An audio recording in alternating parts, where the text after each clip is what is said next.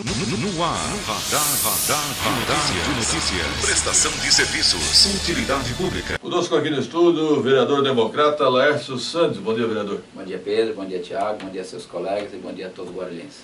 Vereador, na última sessão do ano, ou na penúltima, não me lembro bem, na penúltima, o senhor teve um debate verbal lá, um duelo verbal com o líder do governo, Eduardo Carneiro. Ele perguntou, ele afirmou que vereador tem que ter lado, e perguntou qual é o seu lado. E eu respondi no mesmo instante do final da palavra dele, né, Pedro? Eu tenho lado, o meu lado sempre foi o lado da cidade, vai ser o lado da população. Eu não assumi nenhum compromisso de bastidor de ter o toma lá da cá com o governo para defender posições do governo que não compactua com o meu modo de ver as coisas. Então eu realmente sou muito crítico naquilo que eu acho de interesse para a nossa cidade de Guarulhos. Há questões que eu levanto, só nessa legislatura eu já fiz aí em torno de uns 250 requerimentos e tem bem mais para fazer. E não vou deixar de buscar as informações e as informações que eu obtiver, eu trazer de público e compartilhar, seja na tribuna da Câmara, seja para com os outros colegas vereadores, seja na rede social, aonde eu achar conveniente e onde eu tiver espaço para expor para a população os números e a realidade que a gente tem. Isso não é defender ou deixar de defender situações. Então o líder do governo ficou incomodado por conta dos números que são reais que eu expus e veio com essa crítica e querendo impor represália. Essa pessoa aqui que vos fala não aceita esse tipo de represália. Eu estou muito tranquilo, extremamente tranquilo, vou continuar exercendo meu papel de fiscalização, indo nas secretarias, cobrando o que é de direito, porque é isso que a população espera de um vereador, não só criar leis, aprovar resoluções dentro da Câmara Municipal, atender a população, fazer o papel de fiscalização, aprovar as contas quando chegar na Casa de Leis.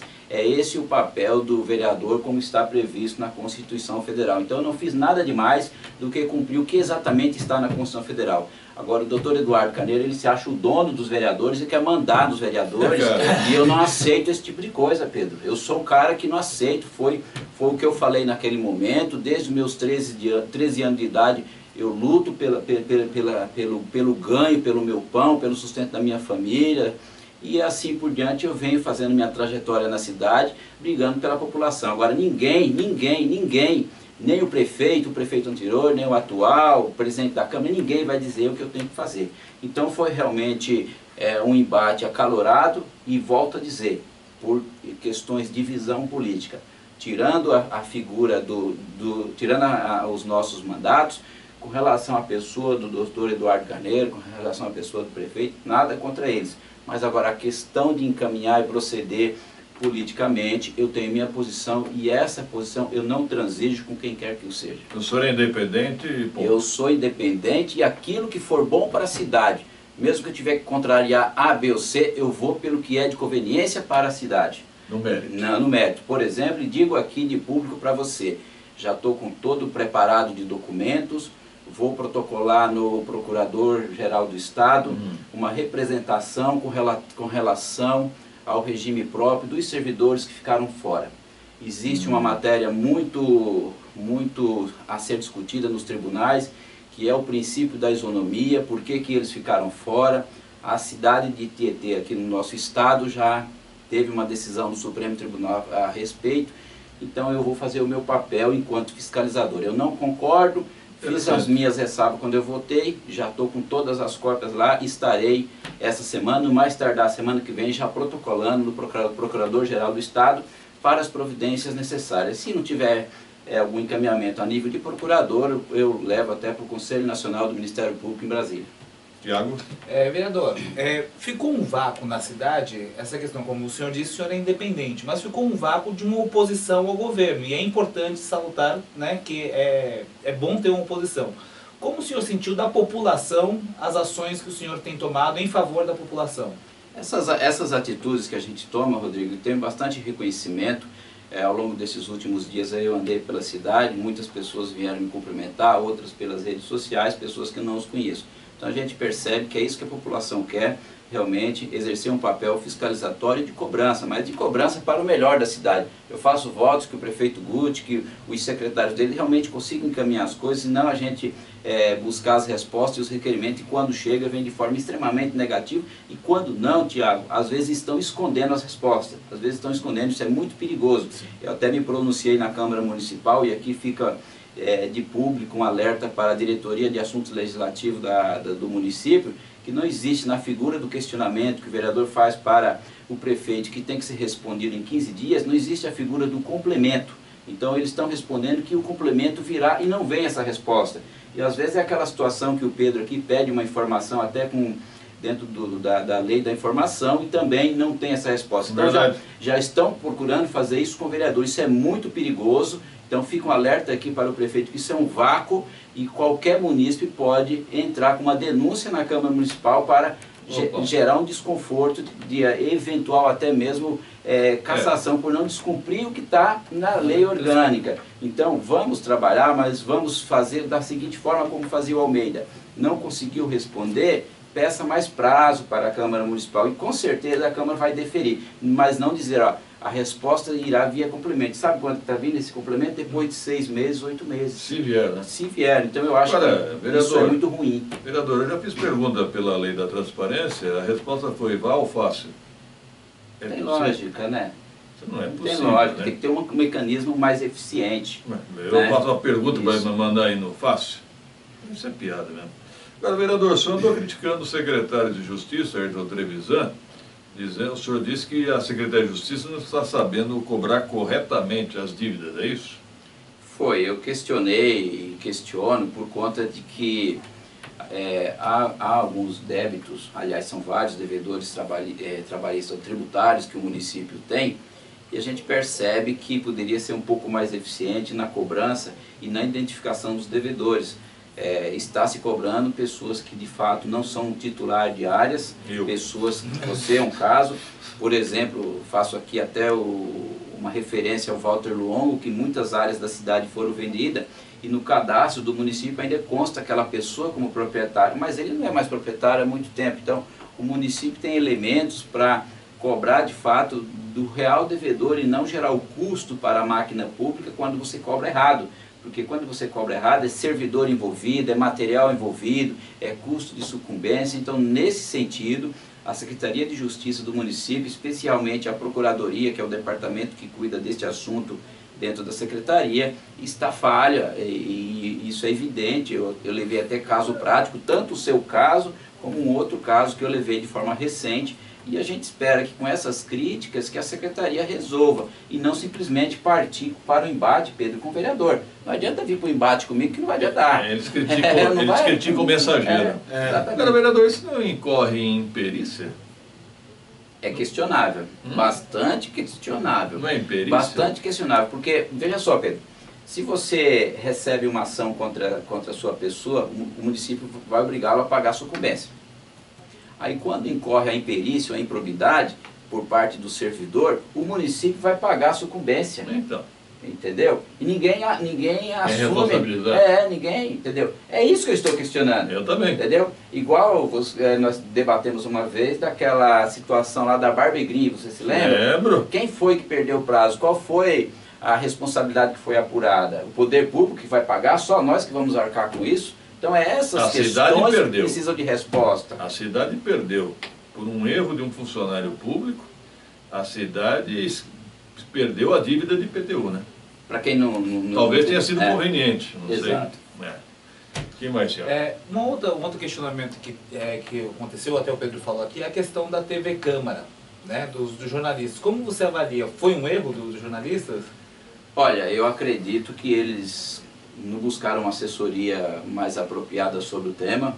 Eu acho que com a vontade de discutir o assunto e angariar as horas extras, foi um erro da parte deles. Eles queriam hora extra ou queriam diminuir a carga horária? Na verdade, eles queriam duas coisas. Eles queriam reduzir a carga horária e esse período que eles trabalharem supostamente em excesso, receber como jornada extraordinária. Para quem está nos assistindo, o Tribunal de Justiça decidiu o seguinte: o piso, na época que eles entraram no concurso, era em torno de 2.000 e pouco. Se vocês estão ganhando além disso, vai ser feito a conta, e se ficar evidente que o que vocês recebem cobre essas horas extras, o município não deve nada. E por que eu falo município? Porque a decisão judicial, a meu ver, e ela é passível de recurso ainda, ela é um pouco esdrúxula, porque na decisão a Câmara foi excluída. Aí eu fiquei na dúvida, eu como profissional de direito, como que vai se cumprir uma ação dessa natureza, haja vista que existe horas extras supostamente vencida e vincenda, ou seja, vai ter que haver um acerto na situação desses servidores, e por sua vez a Câmara sendo excluída, ela não está obrigada a atender teoricamente essa situação, somente o prefeito. Só que o prefeito não tem poder de comando sobre esses servidores. Então eu acredito que a Procuradoria do município deverá recorrer sobre essa situação, e lá em Brasília que deverá, nos próximos anos, se resolver esse assunto. Quer dizer, confundir o funcionário do Legislativo Perfeito. com o Executivo. Perfeito. Caramba, que sentença. Os sindicatos dos jornalistas aí, infelizmente, eles estão com um problemão e não ajudaram em nada os trabalhadores da Câmara. E que seja bem claro, né, Pedro? Aí nós estamos falando aí de em torno de, acredito que uma meia dúzia, 10 jornalistas, entre outros profissionais. Lá não sei o número certo, é que são só os profissionais de jornalismo, né? Eu sei. Agora, também fica uma situação delicada para o presidente da Câmara, Jesus, né? Sim. Diante do conhecimento público dessa situação, ele tem que tomar uma atitude. Vai ter que tomar alguma decisão. Eu não É sei isso. se aí cabe a ele analisar juridicamente se tomará essa decisão agora ou se vai esperar o trânsito em julgado, ou seja, quando acabar toda a fase de recurso. Não sei, o próprio departamento jurídico da Câmara tem que analisar o mérito dessa situação, né? Para não virar uma bomba atômica lá na frente, né? Fala, Diego. Estão mandando bastante mensagens aqui, agradecendo até você pela sexta-feira você esteve lá com o menino, com o Mourão, né? Abraço a todos, né? Eu tenho uma pergunta aqui do Antônio. Gostaria que o Dr. Laércio Santos falasse sobre o decreto de contenção de despesas com o pessoal. Boa pergunta, porque ontem o prefeito Guti baixou esse decreto e muitos estão perguntando, vai afetar o plano de carreira da GCM que está tramitando na Câmara? É complexo a gente dizer que não, né, Pedro? Eu acredito que ele vai ter algum problema aí para regulamentar essa lei, quando vier a ser aprovado pela Câmara Municipal. Se faz necessário o prefeito tomar essas atitudes por conta da baixa arrecadação, não só a nível local, a nível de estado, como federal. Então ele está de forma acertada, procurando contingenciar onde é possível, com a ressalva de que a pasta da saúde e da educação tem suas possibilidades de continuar aí com as horas extras, se comprovadamente for necessário. Então eu penso que é adequado, e dizer nesse momento que essa lei que venha a ser votada poderá ser afetada, eu diria que no primeiro momento que sim, até porque o decreto não fala nada a respeito, apesar de que sabemos que uma lei ela é superior a um decreto, então teria que fazer um estudo jurídico, então eu não gosto de me posicionar muito tecnicamente em situações que cabe dúbia interpretação. Poderá haver também uma exceção, né? Exato. O Guti pode baixar outro decreto. Exato. Agora, vereador Santos, o senhor há de se lembrar que durante a campanha em 2016, um assunto meio complexo, o então candidato Guti falava muito em securitização da dívida.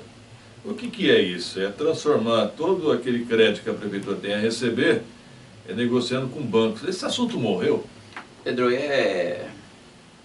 o governo Guti, o prefeito Guti, quando ele esteve conosco lá na Câmara, nós fomos contrário a dois projetos de lei encaminhados pelo prefeito relativamente à securitização. O Almeida?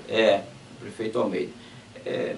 Um dos quais que, inclusive, ele procurava securitizar qualquer tipo de dívida, até do pequeno devedor, que devia lá, por exemplo, R$1.000, R$2.000. Então, nosso grande receio é que isso iria gerar uma pressão muito grande às famílias desempregadas, que em certo momento estavam desorganizadas. Esse projeto ele morreu na comissão. Eu lembro que eu fui presidente da comissão especial que tratava do tema. Na própria comissão nós demos parecer contrário, inclusive com voto dos representantes do Partido dos Trabalhadores que estavam no comando da cidade na época. Não satisfeito, no ano seguinte aquele prefeito encaminhou um novo projeto. Nós não conseguimos avançar, terminou a legislatura. No momento atual, eu não estou vendo nenhum movimento por parte do governo relativo a isso. Situação dessa natureza ela é muito comum nas empresas que cedem o seu crédito, chama-se cessão de crédito, e quem compra aquele suposto crédito podre tenta recuperá-lo e dali tirar a sua lucratividade. A nível municipal, estadual e federal, essa questão é muito polêmica, não tem segurança jurídica plena.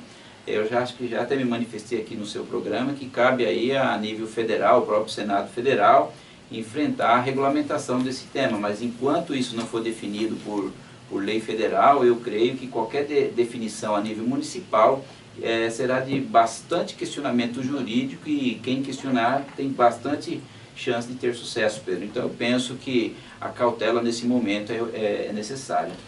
Vereador Santos, diante dessa dificuldade financeira da Prefeitura, queda na arrecadação, precisa diminuir gastos, não seria a hora de uma anistia? Eu não só essa anistia, que é o chamado Plano de Parcelamento Incentivado, que é o PPI, não só essa anistia, Pedro, como eu também defendo a anistia imobiliária. Nós temos aí, por mais que no governo anterior foi feita uma anistia imobiliária, eu entendo que nesse momento de crise, aquelas pessoas que não seguiram toda a legislação e fizeram seus imóveis e não se adequaram, eu penso que o município deveria também fazer uma anistia imobiliária para aumentar a arrecadação e, de certa forma, incrementar aí as receitas da cidade. Mas eu não estou vendo nenhuma movimentação até então a respeito. Eu acho que está na hora da Prefeitura pensar numa anistia. Sim. Obrigado, vereador Lars Santos, pela participação. Pedro, eu que agradeço a oportunidade de dizer que eu estou aqui sempre que convidado for para a gente tratar daquilo que é verdadeiro para a cidade, é o nosso propósito e não é arrumar briga ou rivalidade com ninguém. A gente quer o melhor da cidade, tanto que vocês aqui estão sempre colaborando com a cidade da mesma forma. Muito obrigado. 7h47, um rápido intervalo, produção.